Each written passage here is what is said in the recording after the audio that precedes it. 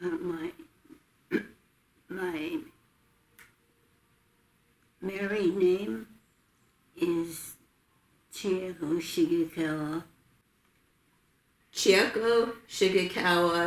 Inouye. That's right. There you go. Okay. And do you remember your birth date? February 3rd, 1920, Wow, that's great. And do you remember where you were born? in Anaheim. In Anaheim. So you were Anaheim native. Very In good. that house. And what about this picture that we have here? That's the old farmhouse And it was located near in Anaheim, in Anaheim. northern part of Anaheim. Okay. And it was, I understand, it in an orange grove. Yes, Absolutely. And State College correct, and La Palma area. correct. Wonderful. And so this was the house that you lived in and grew up in, correct? Was born in. And you were born in. Ah, very good. All right. Okay, so tell me a little bit about your parents, starting with their names. My father's name was Motojiro Shigekawa, and my mother's name was Kofuji Shigekawa. Okay. And do you remember what year they were married? Oh, I couldn't remember. Okay. How many siblings did you have in your family? How many brothers, sisters? Oh, I had 5 brothers and no sisters. Oh my goodness. What? So where did you fall in the order I of was next to the baby. next to the baby? So we had a question. We were talking about it on our trip up here to visit with you. We were wondering, because you were the only girl in the family, do you think you were a little bit spoiled? Did they You would treat you think special? so. Oh. Do you think they treated you special because you were almost the youngest and a girl? No, we had more work to do. Because you were the only girl. Uh-huh. So you had a lot of the housework. Yes. Oh, okay. That would have been very typical from that time period. Absolutely, huh? Okay. And what did your parents do for a living? What kind of work did they do? They had a restaurant on Angel Street in Anaheim. Okay. They had they first started a ranger in San Francisco, and then there was an earthquake, and so they moved to Los Angeles, and then from Los Angeles they had a restaurant in Anaheim. Okay. Do you remember what the name of it? Was it just the family name? Angel's. Oh, okay. Angel's Restaurant. Okay, I'll have to look that up. Mm-hmm. Do you know how long they ran the restaurant there? Oh, I can't tell you how long they stayed in each place, but I can tell you where each one was born. Oh, okay.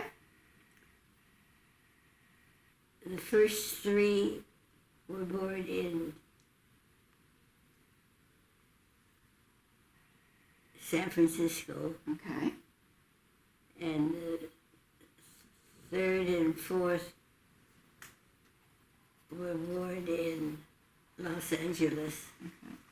And then there was the earthquake, and then they moved to Anaheim to a orange grove that was owned by Dr.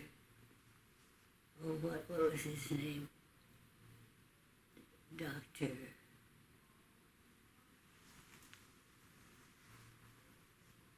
I can't remember the name. There was a doctor who was practicing in Anaheim. Okay. He had a general practice on North Broadway. Okay. And he owned orange groves at the same time. So he was willing to sell one to my father. And the house that you see there belonged to them at one time. And is that where the family was living when you had to basically go into the internment camps? Was on the ranch, the citrus ranch? That was, okay. So we understand you went to the local high school.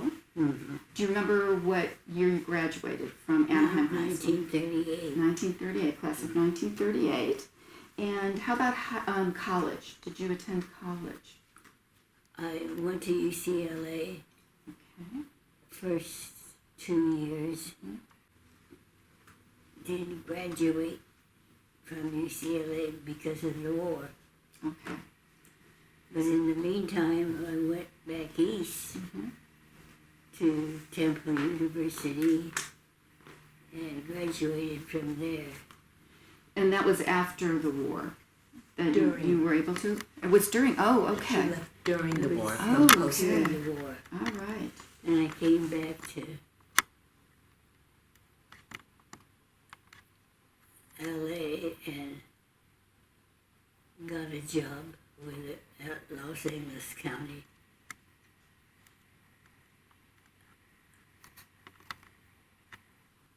And the welfare department. And started as one of the 7 workers in the Bureau of Adoptions in Los Angeles County. And I don't know, developed an adoptive agency for Asian children, and we started a pioneer agency at that time. That's amazing. Do you remember how long you worked for that agency?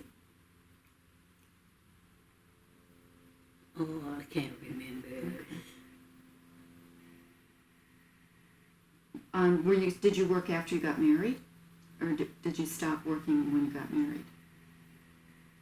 I married after I got married Uh-huh. until the first baby came. Ah, okay. Me. That would have been very typical of the time period also. So 54. Okay. 54. Okay, that's great. Wow. So, what would you say the role of religion was for your family? My uncle was a minister of the Free Methodist Church in Anaheim, the Japanese Free Methodist. And so they went to church every Sunday and were very religious, more than any other religion. So your family has always been very much involved in, I think, the founding of that church, as well as its continued. And they still are, because some of the children have married ministers and are practicing the religion elsewhere.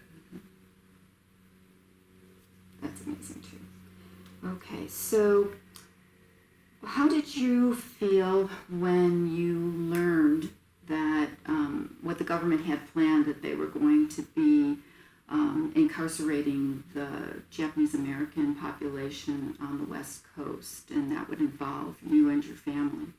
Well, you were born here, you knew no other country, so you felt very bad that you were somehow betrayed.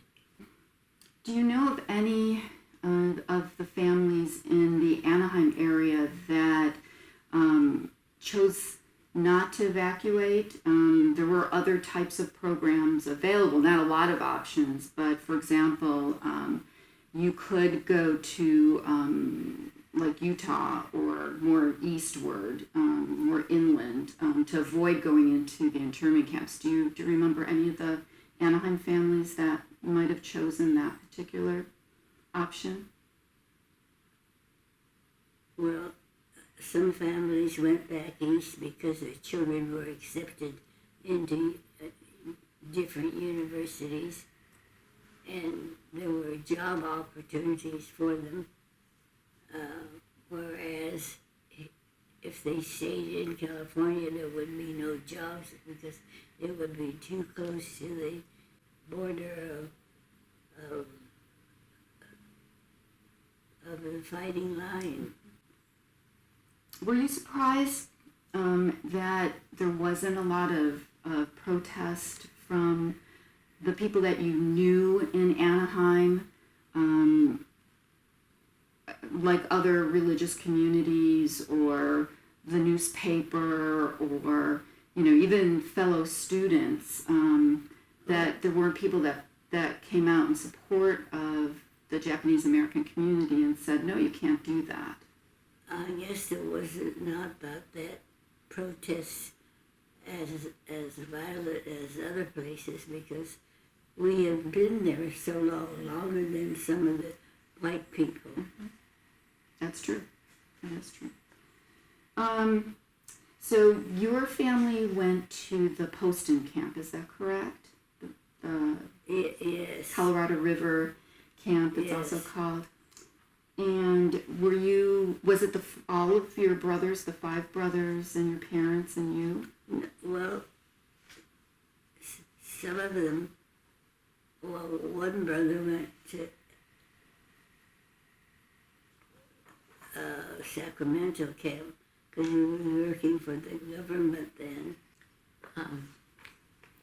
I have here a list of where they went to camp. Oh, okay. And her oldest brother, George, was in Sacramento. And she was with him in Sacramento. So they went to Tule Lake. But it tells you here when they went in and when they left. And he left Tule Lake because he got a job in Washington, D.C.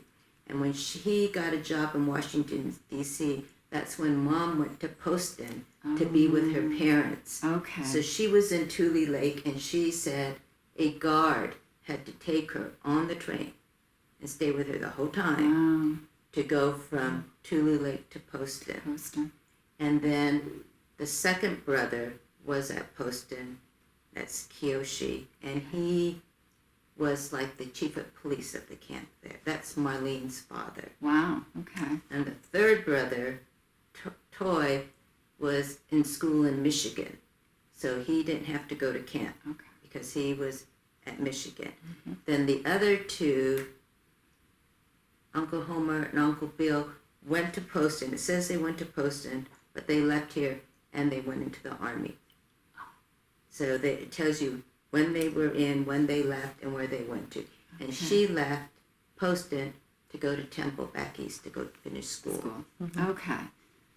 But then the parents were still left behind. Were still there. Okay. And my uncle, he was there with his wife, and in fact, there's some pictures here of them of camp. Okay. And he was like taking care of the family. He had children, so that's why I guess he wasn't in the war and taking care of the kids or whatever. Yeah. And that, again, would have been the typical kind of choices that people made. Yeah, if you had dependents and stuff. And her other 2 brothers that went into the Army weren't married and didn't have kids. Okay. When they brought you from Tule Lake to the camp, how much of your belongings were you able to bring with you? Just your personal items. Just personal items? Because I think we've heard like one suitcase was pretty much what you were allowed. Because I can't fit much in my suitcase, I have to tell you. It was just personal items. Your comb, your toothbrush, those items were you wouldn't be able to get. Some clothing. Yeah, clothing. But it's been so long ago, I can't remember what were your personal items. Yeah. Do you remember anything that you had to leave behind that was really difficult for you? Well, probably your school books. If you were in college and you were on the verge of graduating, the books that you needed in order to get a job probably that would be most important. According to your age, it depends upon what age you were at the time. Do you know what happened to the orange grove that your parents owned? The man across the street who was a German and who had an orange grove took care of it for us. So it was still there when you were released then, or your parents were released? It was still there. It was still there. There are stories of that type of thing where, people stepped up and helped rather than, hindered. So that's good to know that was you there did. as they left it. So they were lucky that they had a place to go, and their place was their own. Exactly. And that explains also why they returned to Anaheim, because they actually still had their home and property. And so we were lucky. I mean, that gave you 100% start because you had a place to go, and it was your own place, and it wasn't a place where anybody could take it away from you. And a lot of people didn't have that. Didn't have comfort, that. Didn't have that stability. Right. That's true. Could you kind of walk us through what a day was like in the camp? Well, I can't describe this to you because I didn't return to the camp for a long period. I returned for a short period and left to go to Temple University to finish my education.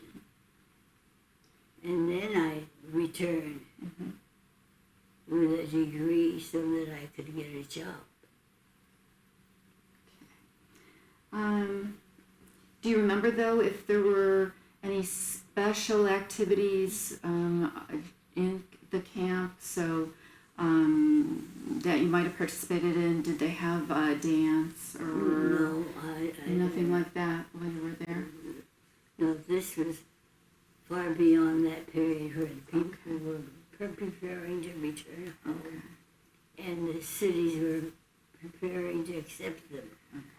There were a lot of people from Orange County that went to the Poston camp. Do you remember if you, saw people that you knew from Anaheim also at the Poston camp, besides your family, of course? No, because where we lived, there weren't very many Asian people living there, so like the picture that you saw with the house on it, there weren't any, hardly any Japanese living in that area. There were mostly Caucasian or German extract people that were located in that area. So this is a picture of her, I think it's your kindergarten picture or something, and you could see that she's like Asian. So I'm going to go this way first. So I'm assuming this was probably the George Washington School, Central School it was called, because we didn't have a lot of schools at that time. So this is kindergarten. You can see there. And that's her at the very end. Yes. I was going to say, I see a lot of blondies, which would be the German families probably, huh? A few people that look like they might be from our Rancho Mexican families too, Spanish families. So it's a small group for when you think about a town, but it wasn't a very big town either. So for kindergarten, so yeah, that's a great photo. I love that. So do you think that as you went through school, was it pretty much the same group of children that you went through the grades with? Because again, we didn't have a lot of schools, so pretty much the same group of kids. So graduating class from high school probably didn't have a lot of Asian children in it either, right? Mm-hmm. Okay. We actually looked you up. We have a 1938 yearbook in the history room. So we looked you up, and you were cute. You were very cute.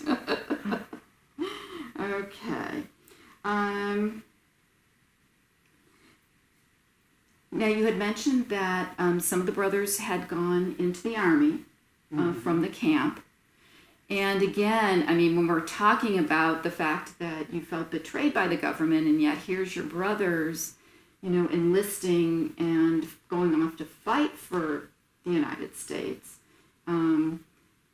it tells me something about the depth of patriotism that, the Japanese American population actually had. And the fact that you went on and you finished up your university education, that's another investment that people are making. So at least your situation going to school was a little bit easier then at that point. Mm-hmm. Okay.